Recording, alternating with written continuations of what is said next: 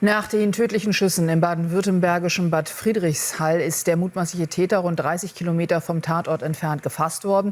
Der Angreifer war um 17:45 Uhr gestern maskiert in eine Zahnradfabrik eingedrungen, hatte dann offenbar das Feuer eröffnet. Dabei tötete er 2 Männer und verletzte einen dritten lebensgefährlich. Bei den Opfern soll es sich um Mitarbeiter der Firma gehandelt haben. Die Beamten hatten dann unter anderem auch mit Hubschraubern nach dem maskierten Mann gesucht. Jetzt ermittelt eine Mordkommission die Hintergründe der Tat. Gegen 23 Uhr nehmen Spezialeinsatzkräfte der Polizei den mutmaßlichen Schützen von Bad Friedrichshall fest. Der 52-jährige Deutsche lebte hier in diesem Haus in Seckach.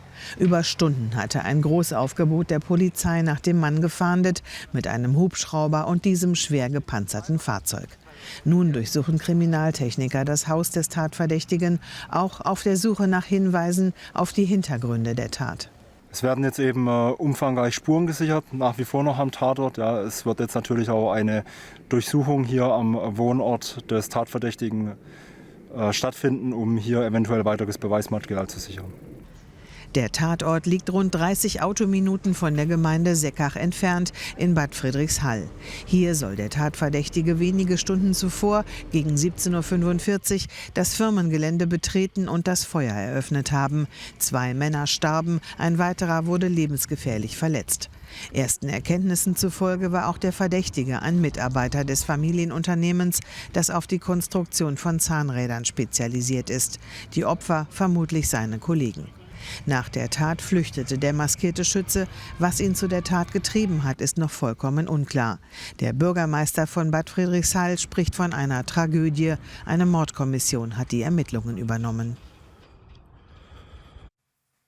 Wir fragen nach bei Thorsten Kremers, zugeschaltet direkt aus Bad Friedrichshall. Thorsten, was ist denn bislang über den Tatablauf bekannt? Ja, Tatjana, der tatverdächtige 52-Jährige ist am späten Nachmittag hier in die Produktion der Zahnradherstellung bei Henel eingedrungen. Und zwar hinter mir in diesem Bereich muss der Tatort sein. Am Boden vor dem Mitarbeitereingang liegen nämlich noch Plastikhandschuhe der Ermittler am Boden. Das konnte ich heute Morgen hier sehen. Der Täter war maskiert und hatte eine Schusswaffe bei sich, als er in die Firma gerannt ist. 2 Mitarbeiter wurden durch die Schüsse tödlich getroffen.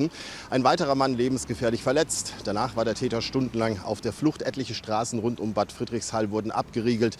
Die Polizei leitete eine Ringfahndung ein. Ein Hubschrauber und Spezialkräfte des SEK waren dabei im Einsatz.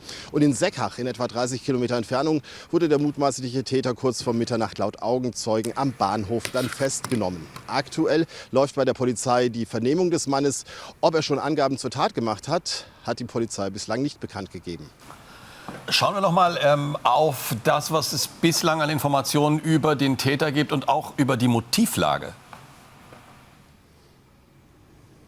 Thomas, es war schon ein tragischer Zufall, dass es innerhalb weniger Tage erneut zu einer Gewalttat in dieser Region gekommen ist. Vor einer Woche, wir erinnern uns, gab es ja die Amokfahrt mit einem Bagger in Grünsfeld. Der Mann steckte privat in Schwierigkeiten und wütete in seiner Firma mit einem Bagger.